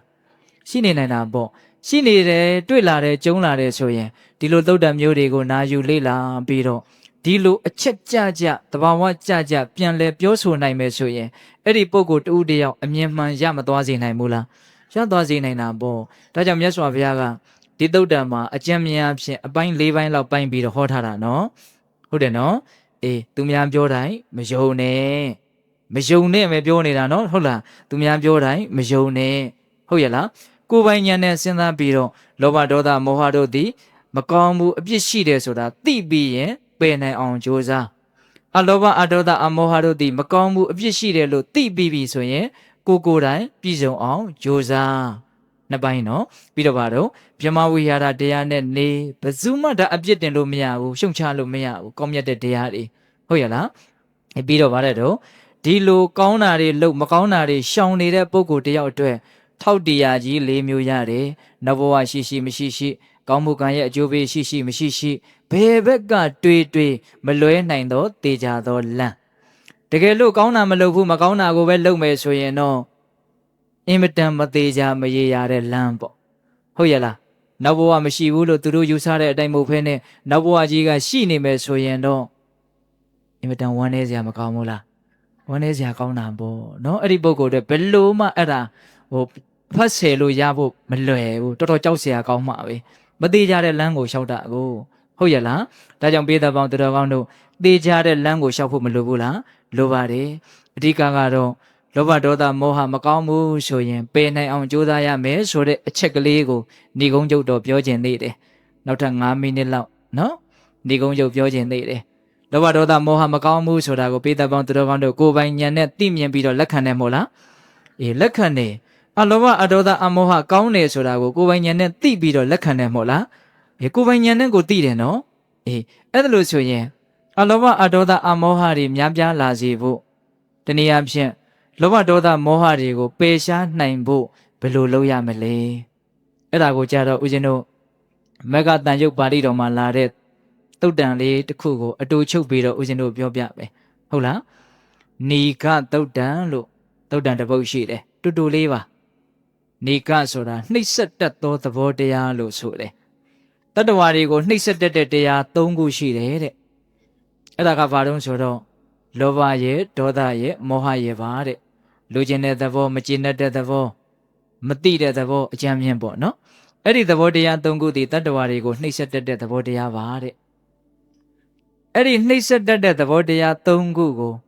ပိုင်းခြားပြီးတော့သိကျင်တဲ့ထိုးထွင်းပြီးတော့သိကျင်တဲ့ဖယ်ရှားပစ်ကျင်တဲ့ချုပ်ငိမ့်သွားကျင်တဲ့ဆိုလို့ရှိရင်မဂ်ခင်၈ပါးကိုပွားပါတဲ့မြတ်စွာဘုရားကနော်လောဘဒေါသမောဟဆိုတဲ့နှိပ်စက်တတ်သောတရား၃ပါးကိုပယ်ရှားပစ်ကျင်တဲ့ချုပ်ငိမ့်သွားကျင်တဲ့ဆိုရင်ဘာလို့ရမလဲမဂ်ခင်၈ပါးကိုပွားများရမယ်တဲ့အဲ့တော့မဂ်ခင်၈ပါးဆိုတာပိဿပေါင်းသူတော်ကောင်းတို့အလုံးသိပြီးသားတမ္မာဒိဋ္ဌိတမ္မာသင်္ကပ္ပတမ္မာဝါစာတမ္မာကမ္မန္တတမ္မာအာဇီဝတမ္မာဝါယမတမ္မာတတိတမ္မာသမာဓိဒီနေရာမှာဦးဇင်းတို့၈ပါးလုံးမပြောပါဘူးဗျာမင်းကွန်းစတော်ဘုရားကြီးပေးတဲ့ဥပမာနဲ့ပြောရမှာပဲယထာတွဲကြီး၈တွဲမှာခေါင်းတွဲကိုသာပုံမှန်ခုတ်ရင်နောက်တွဲ9တွဲဟာအလိုလိုလိုက်တယ်လို့စတော်ဘုရားကြီးကအမြဲတမ်းဥပမာပေးတယ်အဲ့လိုပဲမဂ်ခင်၈ပါးတည်းဟူသောယထာတွဲကြီး၈တွဲမှာအရေးကြီးတဲ့အဓိကကြတဲ့တမ္မာဒိဋ္ဌိမဂ်ခင်တည်းဟူသောခေါင်းတွဲကြီးကိုသာပုံမှန်ခုံမောင်းရင်တမ္မာသင်္ကပ္ပအစရှိတဲ့မဂ်ခင်9ပါးဟာအလိုလိုဖြစ်ပါတယ်တဲ့အဲ့တော့မဂ်ခင်၈ပါးထဲမှာတမ္မာဒိဋ္ဌိဆိုတဲ့မဂ်ခင်သည်အဓိကအကြဆုံးနဲ့အရေးအကြီးဆုံးမဂ်ခင်ပေါ့အဲ့တော့ဆိုလိုတာကတမ္မာဒိဋ္ဌိမဂ်ခင်ဖြစ်အောင်လုပ်ရမယ်လို့ပြောတာဟုတ်ရဲ့လားအဲ့ဒီတမ္မာဒိဋ္ဌိမဂ်ခင်ဖြစ်အောင်လုပ်ပါများရင်လောဘဒေါသမောဟတို့သည်နည်းနည်းပြီးတော့နောက်ဆုံးပျောက်သွားလိမ့်မယ်ပေါ့ကုံသွားလိမ့်မယ်ပေါ့ဒီနည်းအားဖြင့်လောဘဒေါသမောဟနည်းရာကနေကုံသွားအောင်အကောင်းဆုံးလမ်းကိုရှောက်ချင်တယ်ဆိုရင်တမ္မာဒိဋ္ဌိတည်းဟူသောအရေးအကြီးဆုံးမဂ်ခင်ကောင်းဆောင်တဲ့မဂ်ခင်၈ပါးကိုပွားများရမယ်ပေါ့အဲ့တော့တမ္မာဒိဋ္ဌိဆိုတာကဘာလဲတမ္မာဆိုတာကမှန်ကန်တာဒိဋ္ဌိဆိုတာကအမြင်မှန်ကန်တဲ့အမြင်ပေါ့ဟုတ်ရဲ့လားအေးမှန်ကန်တဲ့အမြင်ဆိုတာကဦးဇင်းတို့တူတူနဲ့ထိထိပြောရပါစို့ဗျာဟုတ်လားအချိန်လည်းမရဘူးเนาะမှန်ကန်တဲ့အမြင်ဆိုတာကဒီဘဝဒီခန္ဓာဒီလောကရဲ့မမြဲတဲ့သဘောကိုမမြဲဘူးလို့သိတာအဲ့ဒါမှန်ကန်တဲ့အမြင်ပဲပိဋကရေဒီယုတ်တနန္တတွေဒလဇက်ဖြစ်ပေါ်လာတယ်ဒလဇက်ပဲချုပ်ပြောက်သွားတယ်ဒီအမှန်တရားဟာဘယ်သူမှမငြင်းနိုင်တဲ့အမှန်တရားเนาะဟုတ်တယ်မဟုတ်လားအေးဒါကြောင့်မြတ်စွာဘုရားကမမြဲသေးတာလည်းဖြစ်သောယုတ်တရားကိုမမြဲဘူးလို့သိရင်တမ္မာဒိဋ္ဌိလို့မှတ်ပါတဲ့မမြဲသေးတာလည်းဖြစ်သောခံစားချက်တို့ကိုမမြဲဘူးလို့သိရင်အဲ့ဒါတမ္မာဒိဋ္ဌိလို့မှတ်ပါတဲ့အဲ့လိုပဲသင်ညာသင်္ခါရဝိညာဉ်ခန္ဓာ၅ပါးလုံးမြတ်စွာဘုရားဟောထားတယ်နော်တန်ရုပ်ပါဠိတော်မှာဟောထားတာရှိတယ်အဲ့တော့ဦးဇင်းတို့တမ္မာဒိဋ္ဌိဆိုတာဘာလဲဆိုရင်ဖြစ်ပေါ်လာပြီးတဲ့နောက်ချုပ်ပြောက်သွားကြတယ်ဖြစ်ပေါ်လာတယ်ချုပ်ပြောက်သွားတယ်လို့အဲ့ဒါလိုချုပ်ပြောက်သွားတဲ့သဘောကုံဆုံးသွားတဲ့သဘောပြီးဆုံးသွားတဲ့သဘောမမြဲတဲ့သဘောဒီအနိစ္စအချက်အနိစ္စလက္ခဏာကိုအမှန်တိုင်းသိရင်အဲ့ဒါတမ္မာဒိဋ္ဌိလို့ခေါ်တာပါတဲ့အဲ့တော့ဦးဇင်းတို့ပြောချင်တာကလောဘဒေါသမောဟနည်းရာကနေကုံသွားခြင်းနဲ့ဆိုရင်မမြဲတာကိုမမြဲဘူးလို့သိအောင်ကြိုးစားပါအဲ့ဒါအကောင်းဆုံးနည်းပဲအဲ့ဒါအထီရောက်ဆုံးနည်းပဲဟုတ်ရဲ့လားမမြဲတာကိုမမြဲဘူးလို့သိပါပြီးဆုံးလိုက်နေတာကိုပြီးဆုံးလိုက်နေတယ်လို့သိပါချုပ်ပြောက်လိုက်နေတာကိုချုပ်ပြောက်လိုက်နေတယ်လို့သိပါလောကကြီးမှာမချုပ်ပြောက်တဲ့တရားတစ်ခုမှမရှိဘူးမပြီးဆုံးတဲ့တရားတစ်ခုမှမရှိဘူးမနေ့တုန်းကတရားဓမ္မတို့ဦးဇင်းတို့ဖြစ်ခဲ့တဲ့ယုတ်တနန္တတွေအမျိုးမျိုးအဖုံဖုံစုံနေအောင်မရှိဘူးလားရှိခဲ့တယ်မနေ့တုန်းကပြန်ပြီးတော့စဉ်းစားကြည့်ပါပြောခဲ့တယ်ဆိုခဲ့တယ်စားခဲ့တယ်တောက်ခဲ့တယ်တွေးခဲ့တယ်ကြုံခဲ့တယ်ဟုတ်လားဝမ်းသာခဲ့တယ်ဝမ်းနည်းခဲ့တယ်ငိုခဲ့တယ်ပျော်ခဲ့တယ်အမျိုးမျိုးပေါ့အဲ့ဒီခံစားချက်တွေကိုအကြောင်းပြုပြီးတော့အမျိုးမျိုးတုံ့ပြန်ခဲ့တယ်ပြောဆိုခဲ့တယ်လှုပ်ကန်ခဲ့တယ်ယုတ်တနန္တတွေအများကြီးမရေမတွက်နိုင်အောင်မဖြစ်ဘူးလားဖြစ်တယ်အဲ့ဒါတွေဒီကနေ့ဘာရှိသေးတော့မရှိတော့ဘူးချုပ်ပြောင်းသွားပြီထာဝရကုံသွားပြီထာဝရပျောက်သွားပြီနောက်ထပ်ဘယ်တော့မှပြန်မတွေ့ရတော့ဘူးဟုတ်ရဲ့လားဒါပေမဲ့အဲ့ဒီအတွေ့အကြုံအဲ့ဒီဖြစ်ပျက်ခဲ့တာတွေကိုအခြေခံပြီးတော့ကိုပြုခဲ့တာပြောခဲ့တာတွေးခဲ့တာတွေကတော့ကမ္မပစ္စယတတ္တိအနေနဲ့ ခန္ဓာအစဉ်မှာကိန်းနေမှာတော့ရှိတာပေါ့အကျိုးပေးမယ်ဆိုတဲ့သဘောနဲ့ကိန်းနေတာတော့မရှိပေဘူးလားရှိမယ်ဒါပေမဲ့ရုပ်တဏ္ဍတ်တွေကတော့ဘာဖြစ်သွားပြီတော့ပျက်စီးသွားပြီမရှိတော့ဘူးကုံသွားပြီခန်းသွားပြီဘာမှမရှိတော့ဘူးအခုဖြစ်နေတာကအခုရုပ်တဏ္ဍတ်နဲ့ဆက်ပြီးတော့ယက်တည်နေတာမနေ့တုန်းကရုပ်တဏ္ဍတ်ကုံခဲ့လို့ဒီနေ့ရုပ်တဏ္ဍတ်နဲ့ဆက်ပြီးတော့ယက်တည်နေတာပေါ့ကဲဒီနေ့မှလည်းပဲမနေ့တုန်းကရုပ်တဏ္ဍတ်ပြောခဲ့ဆိုခဲ့စားခဲ့တောက်ခဲ့တုံပြန်ခဲ့လှုပ်ရှားခဲ့စိတ်ကူးခဲ့တွေးခဲ့တောခဲ့ခံစားခဲ့အဲ့ဒါတွေအခုမှရှိသေးတော့ဘာမှမရှိတော့ဘူးကဲနေ့လေတုန်းကအခြေအနေအမျိုးမျိုးအတွေ့အကြုံမျိုးမျိုးဘာရှိသေးတော့ဘာမှမရှိတော့ဘူးကုန်ခန်းခဲ့ပြီးပျောက်ခဲ့ပြီးဟုတ်ရဲ့လားပြီးဆုံးခဲ့ပြီးအဲ့ဒါလိုပဲညနေတုန်းကရုပ်တဏ္ဍတ်တွေဘာမှမရှိတော့ဘူးအဲ့ဒါလိုဒါလူငယ်တွေကိုဦးဇင်းတို့ရည်ရွယ်ပြီးတော့ပြောနေတာနော်အင်မတန်ထင်ရှားတယ်ဘယ်လို့မှမငြင်းနိုင်ဘူးကုန်ခဲ့ပြီပြီးခဲ့ပြီတရားစနာကဇတုံးကရုပ်တဏ္ဍတ်တွေဘာရှိသေးတော့ဘာမှမရှိတော့ဘူးဦးဇင်းပြောခဲ့တဲ့အတန်တွေဟောလားအတန်ပေါင်းကိုအခွင်းပေါင်းကိုထောင်တောင်းချီပြီးတော့ရှိပြီအခုဘာရှိသေးတော့ဘာမှမရှိတော့ဘူးအခုဘာရှိသေးတော့လို့မေးတာကိုပဲဟောဘာမှမရှိတော့ဘူးတောက်လျှောက်ကိုပဲလိုက်ပြီးတော့ဘာဖြစ်နေတော့ချုပ်ပြောက်လိုက်နေတယ်ရေပေါ်မှာတုတ်ချောင်းလေးနဲ့ချစ်လိုက်တော့ထင်တဲ့အရေးအကြောင်းဟာဘလောက်ကြာသလဲဘလောက်မှမကြာဘူးနောက်ကရေကတောက်လျှောက်ဖုံးသွားတာပဲအဲ့ဒါလိုပဲရုပ်တဏ္ဍတ်သဘာဝတရားတွေမှန်သမျှတွေဖြစ်ပေါ်ရာနေရာမှာတင်ပဲချုပ်ပြောက်ရတယ်တဆန်းကြီးတောင်းနေရာမရွေ့ဘူးလို့ဆိုတယ်အဲ့ဒါကတော့မိမိတို့ရဲ့ထက်မြက်တဲ့ဉာဏ်နဲ့မြင်နေအောင်ဆက်ပြီးတော့ကြိုးစားကြပေါ့ဗျာဟုတ်ရဲ့လားဒါကတော့စာတဲ့ပါတာကိုပြောရတာဦးဇင်းတို့လည်းမြင်တာတော့မဟုတ်ဟုတ်ရဲ့လားဒါကြောင့်ပေးသက်ပေါင်းသူတော်ကောင်းတို့သေချာတာကရုပ်တဏ္ဍတ်တွေဟာအင်မတန်လျင်မြန်ပြောင်းလဲချုပ်ပြောင်းနေတယ်ဆိုတာကတော့သေချာတယ်ဟုတ်ရဲ့လားသေချာတယ်နော်ဒါကိုပေးသက်ပေါင်းသူတော်ကောင်းတို့နားလည်ခြင်းတဲ့သဘောပေါက်ခြင်းနဲ့ဆိုရင်တတိပဋ္ဌာန်နည်းနဲ့ကြိုးစားကြည့်ပေါ့နော်ဖြစ်ဆဲယုံနံကိုဖြစ်ဆဲအခိုက်အတန့်မှာတက်နိုင်တယ်မြပြစ္ဆုတ်ပံတဲ့တဲ့မိအောင်ကြည့်ပေါ့မြင်နေတာတွေရှိတယ်ကြားနေတာတွေရှိတယ်နမ်းနေတာစားနေတာထိနေတာတွေးနေတာရှိတယ်ဟုတ်လားအဲ့ဒါတွေကိုအခုဖြစ်ဆဲကလေးမှာတောက်လျှောက်မိအောင်ကြိုးစားစဉ်းစားမနေနဲ့နော်စဉ်းစားဖို့အချိန်မရှိဘူးစဉ်းစားခိုင်းတာမဟုတ်ဘူးမြတ်စွာဘုရားကတိခိုင်းတာဟုတ်ရဲ့လားလက်တွေ့ဘာလို့ခိုင်းတာတော့တိခိုင်းတာတိလိုက်လို့ရှိရင်နောက်ထပ်တိတရားကတောက်လျှောက်အရန်သိရှိနေတယ်အဲ့တော့အရင်သိတဲ့ဟာကိုမစင်သားနဲ့ထားခဲ့တော့နောက်ထပ်သိတရားရှိနေတယ်အဲ့ဒါကိုဆက်သိလိုက်ဟုတ်တယ်မဟုတ်လားနောက်ထပ်သိတရားတွေရှိနေတာပဲမဟုတ်လားအခုဒါကိုသိလိုက်တယ်ဆိုကြမှာစို့ရုပ်ပိုင်းဆိုင်ရာပူတာတွေရှိတယ်အေးတာတွေရှိတယ်တွန်းကန်နေတာရှိတယ်ကြမ်းကြမ်းထန်ထန်ထိနေတာရှိတယ်အဲ့ဒါလိုပဲဝေဒနာခံရခက်တာခံလို့ကောင်းတာဟုတ်လားဆင်းရဲတာချမ်းသာတာတက်တာမတက်တာအမျိုးမျိုးရှိတယ်အဲ့ဒါလေးတွေကိုဖြစ်စေအခိုက်အတန့်လေးမှာတောက်လျှောက်ပြစ္ဆုတ်ပံတဲ့ပြစ္ဆုတ်ပံတဲ့ဖို့တော့အရေးကြီးတယ်နော်အဲ့ဒါလေးကိုပြစ္ဆုတ်ပံတဲ့သိအောင်လုပ်လိုက်သိအောင်လုပ်လို့ရှိရင်နောက်ထပ်သိတရားတစ်ခုကအရန်သိရှိမနေဘူးလားရှိနေတယ်အဲ့ဒီသိနေတာကိုသိတရားကိုဆက်ပြီးတော့သိလိုက်ဆက်ပြီးတော့သိသွားရင်ဩအရင်သိခဲ့တဲ့ဟာတွေကအရင်သိခဲ့တဲ့အရာတွေကိုသိခဲ့တဲ့စိတ်ကိုအဲ့ဒီသိတဲ့စိတ်နဲ့သိတရားယုံ nant နဲ့အတွဲလိုက်ဘာဖြစ်သွားတော့ချုပ်ပြောက်သွားတယ်ကုန်ခဲ့တယ်နောက်ထပ်ဆက်ပြီးတော့သိစရာနဲ့သိတာနဲ့ဆက်ပြီးတော့ဖြစ်တယ်သဘောပေါက်လားအဲ့ဒါကိုပြစ္ဆုတ်ပံတဲ့တက်နိုင်တယ်မြအလေးအကျင့်လုပ်ရမှာပေါ့ဘာဝနာဆိုတာကအဓိကကတော့အလေးအကျင့်ပဲမဟုတ်လားနော်ဒါလေးကိုပြစ္ဆုတ်ပံတဲ့သိအောင်လုပ်တဲ့အလုပ်ကျင့်လေးအလေးအကျင့်လေးကိုကျွမ်းကျင်အောင်မလုပ်ရမှာတော့ကြိုးစားရမှာအဲ့ဒါလို့ကြိုးစားပါများလို့ရှိရင်ဩကောင်းတာပဲဖြစ်ဖြစ်ဆိုးတာပဲဖြစ်ဖြစ်ခံတာပဲဖြစ်ဖြစ်မခံတာပဲဖြစ်ဖြစ်ဘာတွေပဲဖြစ်ဖြစ်ဒီယုတ်တဏ္ဍတ်မှန်သမျှတို့သည်ဖြစ်ပေါ်ပြီးတော့ပြီးဆုံးသွားတာပဲချုပ်ပြောက်သွားတာပဲမချုပ်ပြောက်တဲ့အရာတစ်ခုမှမရှိဘူးနောက်ထပ်ဖြစ်เสียအကြောင်းတရားတွေကရှိနေတော့ဆက်ပြီးတော့ဖြစ်နေတာပေါ့အကြောင်းတရားတွေကတော့ကံစိတ်ဥဒုအာဟာရဆိုပြီးတော့ပိဋကတို့ကြားဖို့ပြီးသားပါဒါအကျမ်းမြင်ပြောတာနော်ဟုတ်ရဲ့လားအေးအဲ့ဒါလိုမျိုးတရားဓမ္မတို့ဦးဇင်းတို့တွေတတိပဋ္ဌာန်နည်းကိုအားကြအတူယူပြီးတော့ယုံကြည်တဲ့စိတ်သိမြင်နားလည်တဲ့စိတ်ဘုရားဟောတဲ့ဒီတရားတွေကိုယုံကြည်တဲ့တရားတရားဥရှိပြီးတော့တတိပဋ္ဌာန်နည်းနဲ့လေ့ကျင့်ကြိုးစားမယ်ဆိုလို့ရှိရင်ဖြစ်တိုင်းသောယုတ်တနန္တတွေဟာဖြစ်ပေါ်လာပြီးတော့နောက်ချုပ်ပြောက်သွားကြတယ်လို့မသိနိုင်မိဘူးလားသိနိုင်တယ်အဲ့ဒါလို့ဖြစ်ပေါ်လာပြီးတဲ့နောက်ချုပ်ပြောက်သွားကြတယ်လို့ဖြစ်ပြီးတဲ့နောက်ချုပ်သွားတယ်အဲ့ဒါလို့အမှန်တရားကိုအမှန်တိုင်းသိရင်အဲ့ဒါကိုတမ္မာဒိဋ္ဌိလို့မခေါ်ပြီဘူးလားခေါ်မယ်အဲ့ဒါတမ္မာဒိဋ္ဌိမဲ့ခင်ကိုဦးဇင်းတို့ကြိုးစားပြီးတော့အတူချုပ်လေးရှင်းပြတာဟုတ်ရဲ့လား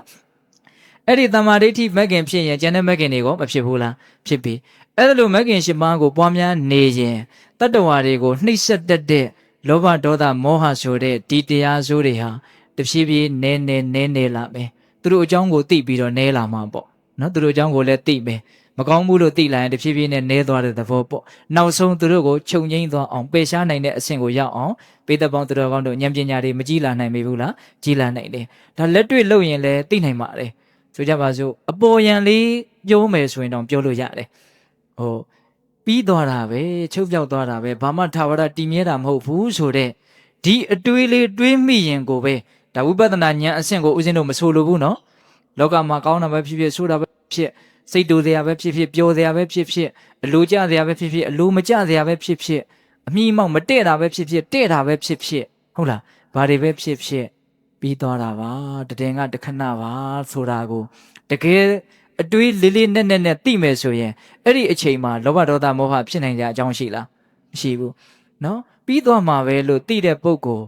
အဲ့ဒီအသိရှိနေတဲ့အခိုက်မှာပြင်းပြင်းထန်ထန်လောဘဖြစ်เสียအကြောင်းမရှိဘူး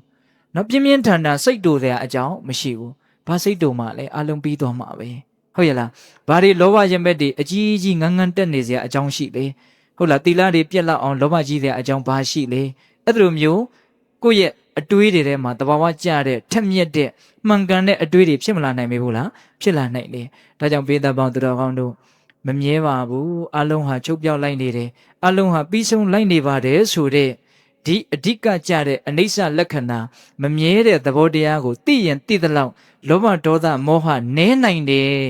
်နောက်ဆုံးကုန်နိုင်တယ်ဆိုတာတာမန်ဉာဏ်နဲ့ကိုနားလည်လို့မရဘူးလားရတာပေါ့လက်တွေ့လုပ်ကြည့်နော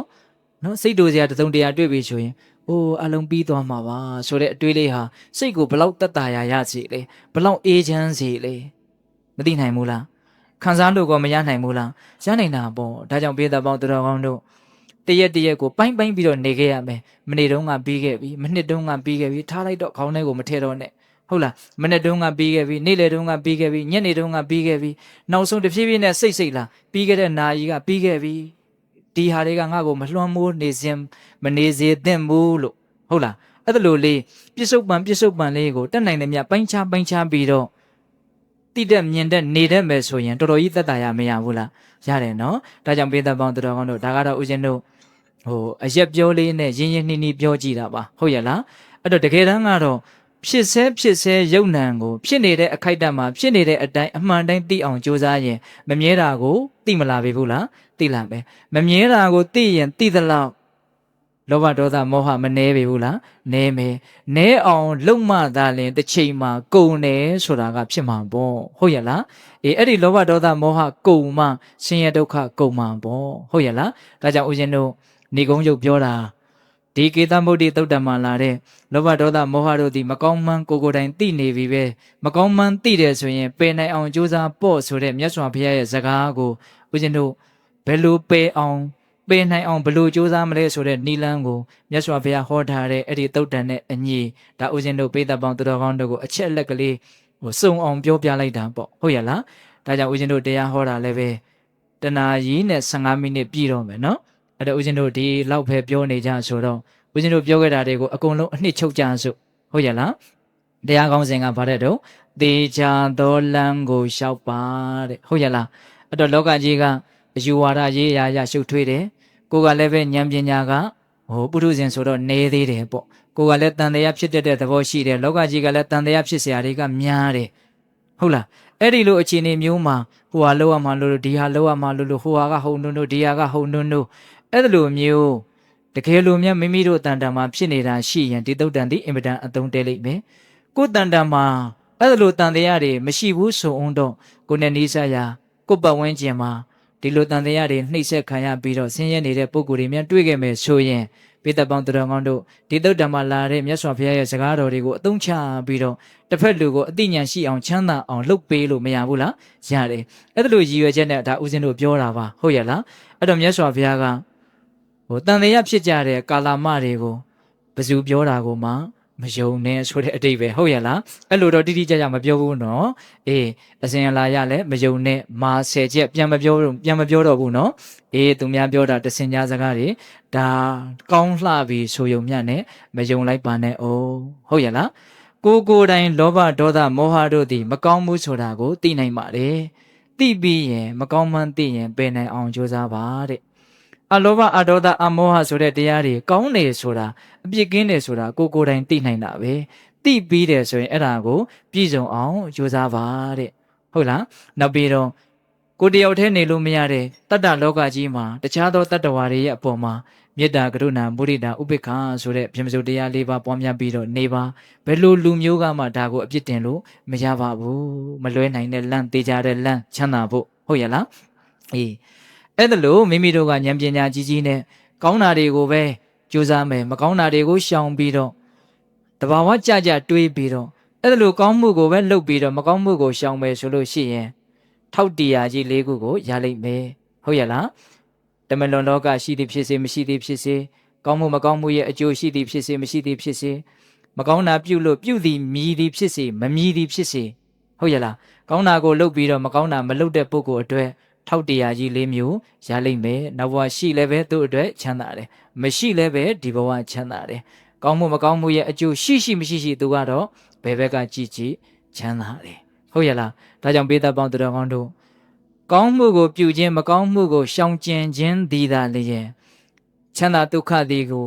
သွားတဲ့နေရာမှာမလွဲနိုင်တဲ့လမ်းသေချာတဲ့လမ်းပေါ့ဟုတ်ရလားဒါကြောင့်သေချာသောလမ်းကိုရှောက်ပါဆိုတာကိုပေးသက်ပေါင်းသူတော်ကောင်းတို့